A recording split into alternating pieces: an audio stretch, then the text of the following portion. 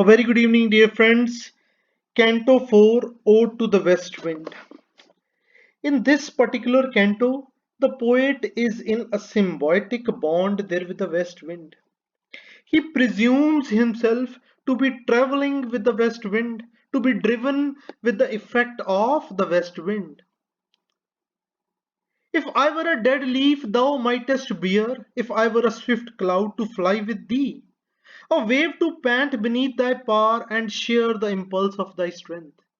It means that he wishes to be just an insignificant creature like a leaf, like a cloud, and like a wave rippling apart there on the surface of water. He wants to be a dead leaf just like the dead leaf of the autumn season. He wants to be a very cloud just like the one wavering away there in the sky. He wants to be a wave rippling apart there on the surface. And he wants to enjoy the strength of the west wind. He also wishes to have that kind of energy, that kind of strength within himself. Only less free than thou, O uncontrollable. He says that I would enjoy the freedom, I would be no less than a free bird. I would enjoy each and everything, I would enjoy each nook and corner of this whole world, all because of you. Now he's addressing it to the west wind and speaking all good about the strengths and the characteristic mightiness of this west wind. If even I were as in my boyhood and could be the comrade of thy wanderings over heaven as then, when to outstrip the sky's speed. Now, in these lines, he says that in any case, if this strength which the west wind possesses, if that strength would have been the one in the poet himself during his boyhood days, he would have achieved everything in his life. He would have achieved every simple task and every great task in a very swift fashion. And he would have traveled there to the different areas. Now, heaven here refers to the zenith, the place which is beyond the imagination.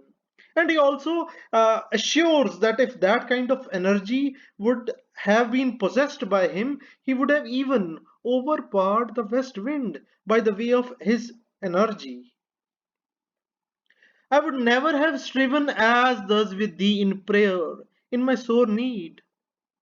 Now he says that in any case, if such kind of energy was in me, I would not have begged it from you. I would not have prayed right in front of you to be offering that particular energy, to be offering that particular strength.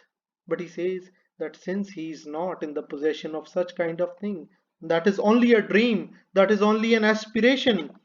Oh, lift me as a wave, a leaf, a cloud.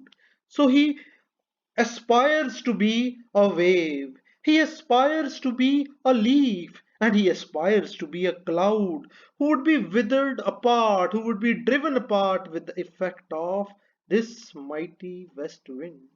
I fall upon the thorns of life, I bleed. No, bleeding does not mean here that the poet is actually bleeding, but he is overpowered by the bitter experiences of his life, and he is at a particular age where he cannot rectify the errands, rectify the things which he have done there in his previous life.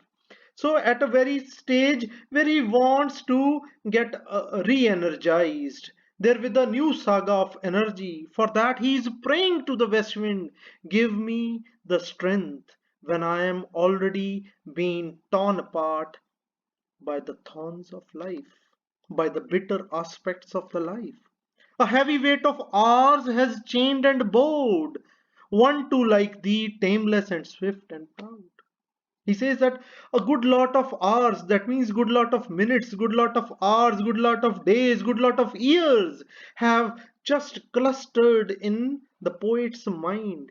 And they have just made him a very fixed being. And he wants to be a free bird, a free human being, out of all sort of enchained nature of the socio cultural or the different circumstances in which he is entrapped. So he wants to be, in the last three words, a tameless, swift, and a proud being, just like the west wind. So that is the very expectation of the poet there in Canto 4. After that, Canto 5. In Canto 5, the poet is urging, the poet is praying right in front of the west wind. He wants to be something, he wants to do something for the west wind so that he may be a blessed being from this mighty west wind. Make me thy lyre even as the forest is. He says that I wish to become a lyre, that is a musical instrument who could play the musical effect while you pass on, piercing apart me, just like you pierce apart the forest through which you gush and travel. What if my leaves are falling like its own? He says that I am just getting into or progressing into an older age, and I am just getting older, just like the leaves falling from the trees.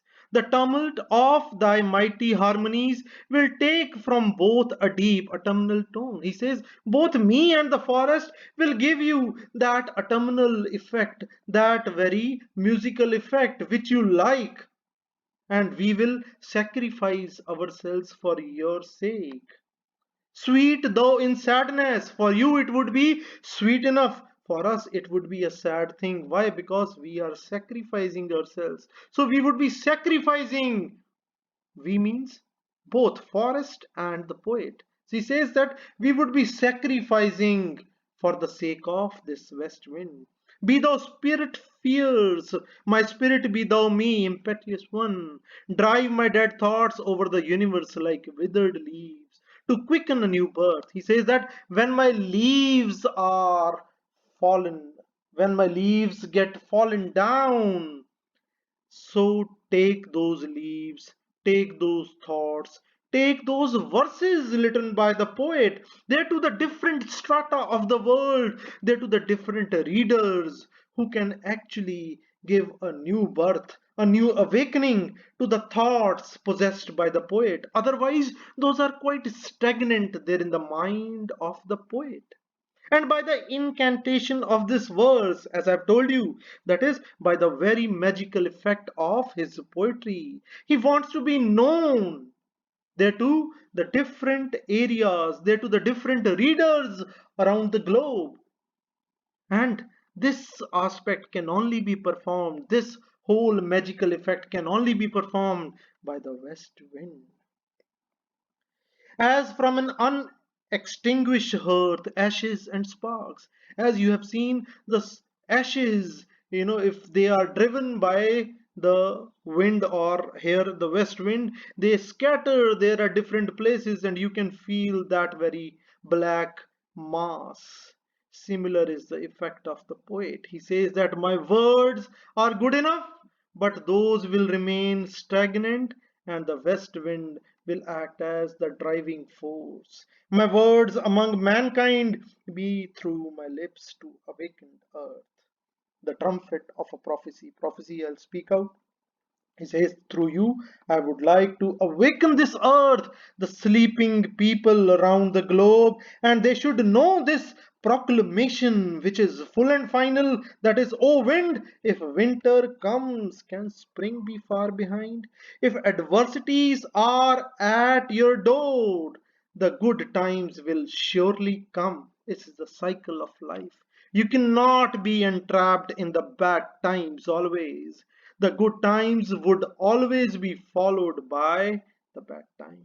So, likewise, we have got the good and bad and good. This is the cycle of life.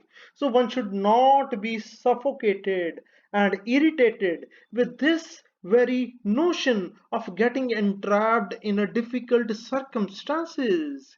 The circumstances are ephemeral, short lived, and they sojourn in the human life for a very short period of time. They'll get over for a better and a good time to come. So, this is the explanation or the critical views which I could supplement there for this particular poem. In any case, if you have got any more or many more explanations or critical views which you wish to add, you can always